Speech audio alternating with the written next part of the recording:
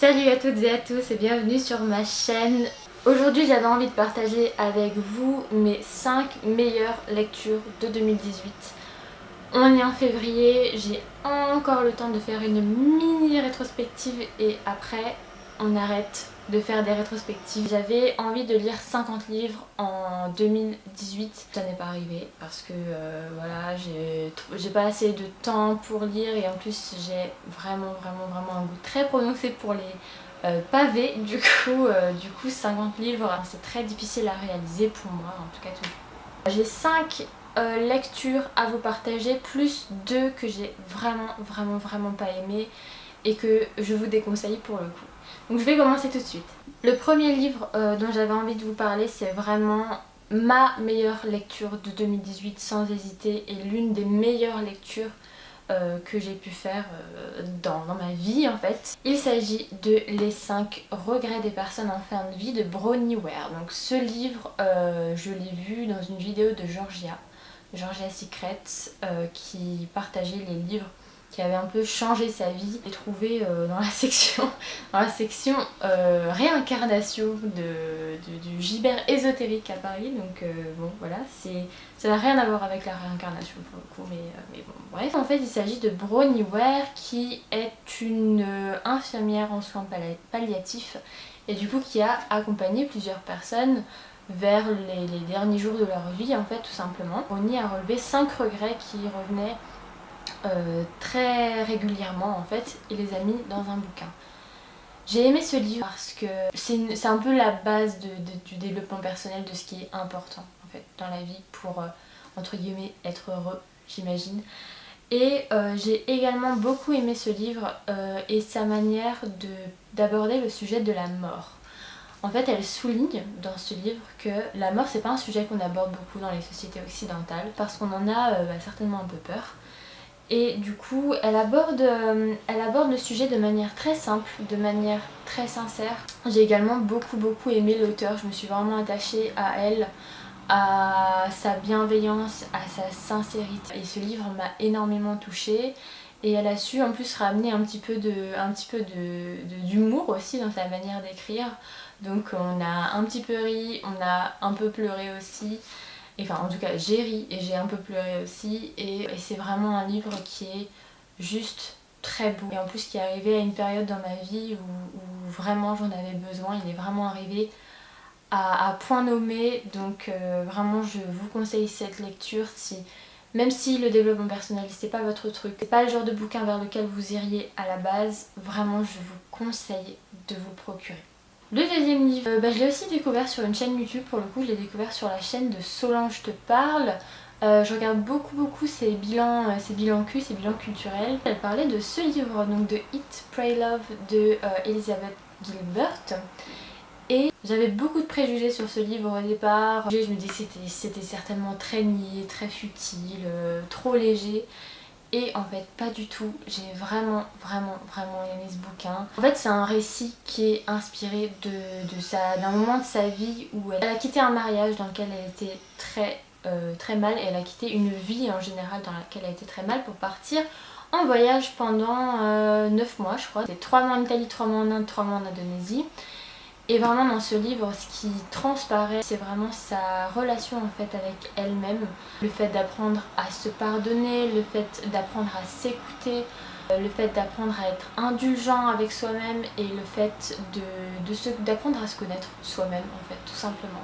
Et c'est ça que j'ai vraiment aimé dans ce bouquin. Et au-delà de ça, j'aime beaucoup son approche hyper sincère, c'est-à-dire que c'est pas comme dans beaucoup de bouquins, une évolution exponentielle de sa personnalité en mode je pars de très bas et j'arrive très vite, très haut sans jamais retomber à la case départ. Non, c'est pas du tout ça, c'est vraiment il y a des hauts, il y a des bas et c'est très réaliste parce que tout simplement c'est vrai, c'est la vraie vie.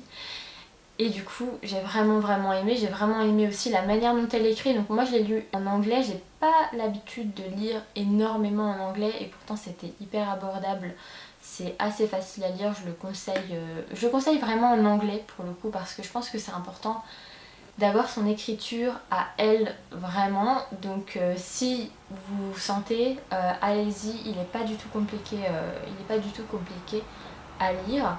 Donc il y a un film aussi, il y a un film de ce bouquin que j'ai beaucoup aimé et qui m'a pas déçu plus que ça. Le choix des acteurs a été très très cool. Donc le film aussi, je vous le conseille. C'est vrai que c'est des livres comme ça de je change ma vie de A à Z, de je repars de zéro, etc. C'est extrêmement à la mode en ce moment, on en voit de partout et souvent ça y ressemble de très près. Ça y ressemble vraiment même, mais c'est beaucoup moins bien. Je vais vous parler justement d'un de ces bouquins justement juste après. Mais vraiment celui-ci c'est la base et c'est un très très bon livre, je vous le conseille. Je vous le conseille vraiment en fait. Troisième lecture, et là on change complètement de registre en réalité parce qu'il s'agit du voile de Téhéran de Parinoush Sani ou Sani, je sais pas exactement. Donc là c'est un livre un petit peu plus difficile à lire en réalité, c'est l'histoire de Masoumeh qui a 16 ans, qui est iranienne, qui tombe amoureuse et que du coup on oblige à épouser quelqu'un qu'elle ne connaît pas, qui est plus âgé qu'elle. Bon, voilà, c'est l'histoire dramatique qui se répète beaucoup dans ces pays-là. J'ai vraiment aimé cette lecture. C'est pas une lecture qui est très facile à digérer. Voilà, c'est très violent, c'est très triste. Tout est très injuste dans sa vie et ça met très en colère. Enfin, voilà, ça a été ma réaction en tout cas. Et en plus, on sait que c'est un roman autobiographique, donc forcément on sait que tout ça, ça a été vécu et sans même que ce soit un roman autobiographique, on sait que c'est le quotidien de tout un tas de femmes à travers le monde et du coup c'est très révoltant. Mais ce que j'ai particulièrement aimé dans ce bouquin, c'est le sentiment en fait de force qui émane de cette nana. Donc là on la découvre à 16 ans. Et à la fin du bouquin, elle est plus âgée, je crois qu'elle a la quarantaine ou la cinquantaine. On la sent évoluer, même au niveau de l'écriture, je sais pas comment elle s'est arrangée, mais on sent qu'il y a une évolution.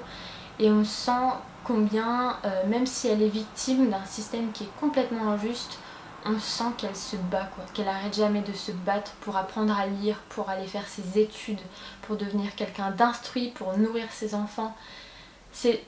À ce niveau-là, c'est extrêmement inspirant et au-delà du côté très engagé et très militant, la personnalité de cette femme qui est juste incroyable en fait. C'était une lecture à la fois révoltante et à la fois inspirante que je vous conseille si ce genre de récit ne vous ébranle pas trop déjà. Et ensuite, si ça vous tente, hein, tout simplement. Quatrième lecture, et ce sera le seul homme de cette vidéo, en tout cas dans les favoris. Il s'agit de L'homme qui rit de Victor Hugo, donc le seul et unique classique que j'ai lu en 2018. Voilà, sans commentaire. Hein. J'ai vraiment aimé l'histoire déjà, donc c'est l'histoire d'un jeune homme à qui on a dessiné un sourire sur le visage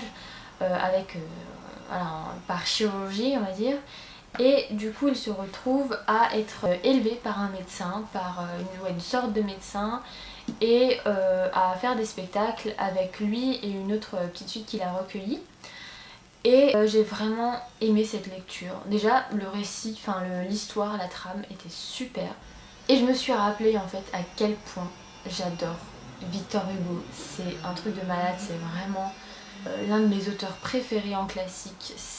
J'adore son écriture en fait, c'est vraiment très beau. Et très engagé, c'est vraiment une grosse critique de la noblesse et de l'énorme fossé qu'il y a entre la noblesse et le tiers-état. Et en fait ce qui m'a aussi énormément plu et ce qui m'a un peu, pas attristé, mais ce qui a retenu mon attention on va dire, c'est qu'il y a beaucoup de passages en fait qui sont encore valables pour aujourd'hui en France, surtout avec le contexte actuel. On se rend vraiment compte que les choses n'ont pas tant changé que ça, c'est un petit peu dommage, mais bon voilà, c'est vraiment juste du génie. En plus de ça, il y a une histoire d'amour, en parallèle de tout ce grabuge, il y a une histoire d'amour qui est absolument magnifique, dont il parle avec tellement de beauté. C'était C'était vraiment une magnifique lecture, un petit peu long, c'était quasi 800 pages, 750 pages, mais franchement on les voit pas passer, ça les valait totalement. Voilà, donc si vous aimez les classiques et si vous cherchez des choses à la fois classiques, engagées, etc., mais qui sont aussi divertissantes et magnifiquement bien écrites, je vous conseille L'homme qui rit et tout Victor Hugo en général, parce que c'est juste magnifique. Le dernier favori, donc mon 5e favori, je pensais pas le mettre dans mes favoris, je vous avoue. Il s'agit de Voy de Safia Ayad. Pourquoi je pensais pas le mettre dans mes favoris? En réalité, c'est pas par condescendance, pas parce que c'est pas un écrivain ou je sais pas quoi. C'est parce qu'en ce moment il y a toute une vague de gens qui ont démarche pour écrire des livres et ça donne des choses. J'ai lu et acheté des choses qui m'ont vraiment pas plu et qui ont été faites un peu à la va-vite et que j'ai pas aimé. Du coup, j'ai été un peu surprise en découvrant ce livre qui est juste super beau. Donc à la base c'est un carnet de voyage, c'est un carnet de route. On va dans plusieurs pays, le Mexique, la Colombie, l'Angleterre, tout ça. Et l'effet de ce livre sur moi, c'est très simple. Au moins 3 ans, j'avais pas voyagé en dehors de France et même je voyageais pratiquement pas en fait, avant de relire ce livre qui m'a juste rappelé à quel point j'adore voyager, à quel point c'est ce qui me plaît, c'est ce qui me fait vibrer, c'est là que j'ai envie de mettre mon argent. C'est vraiment l'effet qu'a eu ce livre sur moi. Donc ça a été hyper immédiat, hyper efficace. Au-delà de ça, la mise en page est très jolie, c'est très bien écrit, c'est très bien écrit, c'est sincère, il y a plein de bons plans aussi, il y a plein d'astuces et tout, plein de trucs à retenir. J'ai voyagé en Italie, à Londres et j'ai acheté un guide pour aller au Mexique parce qu'elle me l'a vendu. Voilà, c'est-à-dire que dans 1 an ou 2, j'aurai un voyage au Mexique pour sûr. J'ai trop envie d'y aller maintenant. Et du coup, voilà, si vous aimez voyager, si vous connaissez quelqu'un qui aime voyager, je vous conseille de vous l'acheter ou de l'offrir parce que juste, c'est un très beau livre. Il vient de sortir en poche si jamais, il était à 16,95 à la base, donc il n'était pas non plus excessif pour un livre de voyage. Mais là, il vient de sortir en poche aussi, donc si vous voulez vous l'acheter, allez-y parce qu'il est juste super ce livre et c'est un très bel objet aussi. Voilà, j'en ai terminé avec la partie des favoris. Maintenant, on va embrayer sur les 2 livres que je n'ai pas du tout aimé. J'avoue, en 2018, j'ai lu pas mal de trucs que j'ai pas trop aimé. Je sais pas, qui m'ont laissé un peu, bof quoi. Mais il y a vraiment 2 livres qui sont ressortis. Et là, pour le coup, j'avais vraiment envie d'en parler parce que c'est aussi drôle de voir un petit peu le point de vue que vous pouvez avoir si vous les avez lus. Le premier, c'est Le premier jour du reste de ma vie de Virginie Grimaldi. Alors ça, c'est vraiment une erreur que je commets tous les ans, c'est-à-dire que en été, je sais pas pourquoi, je me mets dans le mood, je vais lire un truc léger. Voilà, je lis pas de classique, j'évite les policiers et tout parce que c'est un peu trop morose. Et dès que je pars un peu au soleil, ou dès qu'il fait beau dehors, je sais pas pourquoi, je me dis je vais lire des trucs légers. Et là, c'était tellement léger et c'était trop léger en fait. C'est dans cette gamme là des livres qui ressemblent un peu à Mange Priem ou Eat Pray Love de Elizabeth Gilbert, mais qui n'ont pas tout le charme et tout le talent en fait qu'il y a dans Eat Pray Love, et qui sont juste une trame similaire, mais j'ai vraiment rien ressenti en lisant ce livre. Vraiment, j'ai rien ressenti. C'est assez... Tout à l'heure, je vous parlais justement de ces livres dans lesquels on trouve une progression un peu exponentielle comme ça, qui n'est pas du tout réaliste. Bah là, c'est le cas. C'est-à-dire que vraiment, il se passe 1 an entre le début et la fin du livre, et à la fin, sa vie est complètement arrangée. Elle roule comme sur des roulettes, il y a un avenir qui se dessine devant elle et tout. Et je trouve pas ça réaliste déjà. Et ensuite, l'écriture, j'ai pas aimé, voilà, je trouve que c'est pas de la littérature et des fois je tombe sur des bouquins et quand je les lis j'ai un peu l'impression de lire des scénarios de futurs films, et là c'était un peu le cas. Enfin, je sais qu'il y a beaucoup de personnes qui adorent Virginie Grimaldi, qui la lisent avec beaucoup de ferveur et tout, et je suis désolée pour ces personnages, je ne veux blesser personne hein, surtout, mais vraiment moi je n'y suis pas sensible en tout cas. Si vous l'avez lu, dites-moi ce qui vous a plu dedans, parce que vraiment j'ai eu beaucoup de mal. Voilà. Et le dernier livre de cette vidéo, c'est Les machines à désir infernal du Dr Hoffman. Plus long encore, le titre du bouquin, hein, de Angela Carter. Là c'était une déception, mais vous avez même pas idée quoi. C'est-à-dire que les 100 premières pages de ce bouquin, j'ai adoré. L'histoire, c'est une espèce de savant fou qui s'amuse à répandre des illusions comme ça. Donc en gros, le quotidien des gens n'est plus... ils savent plus ce qui est vrai, ce qui est faux et tout, et j'ai trouvé l'idée de base vraiment mais géniale. Vraiment quand j'ai lu la 4e de couverture, je me suis dit ça doit être génial. Et en fait, alors derrière ils expliquent que c'est un chef d'œuvre du réalisme magique à l'anglaise et sublime fantasmagorie érotico-baroque, blablabla. Et quand on me dit érotico-baroque, je m'attendais pas à ça en fait. Vraiment, c'est-à-dire qu'au bout d'un moment, le livre part dans un délire sexuel, malsain, même pas choquant, mais genre juste dégueulasse en fait. On continue d'avoir cette trame-là et cette poursuite du savant fou, du coup, j'étais quand même prise dans l'histoire, mais il y a vraiment des passages qui m'ont dérangée, qui m'ont dégoûtée, et j'ai pas compris en fait.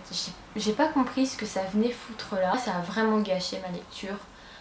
Ça a vraiment fait que ce livre, il fait partie des livres que je conseille à personne. Je trouvais l'idée de base géniale, mais je suis trop déçue. En fait, ça m'a trop déçue. Qu'il y ait tous ces passages avec ces espèces de scènes. C'est même pas érotique pour moi, c'est pas de l'érotisme. Pour moi, l'érotisme, c'est beau, c'est... ouais, là, c'était dégueulasse. Donc, pourtant, je suis pas quelqu'un de prude ou quoi que ce soit, mais là, c'était vraiment...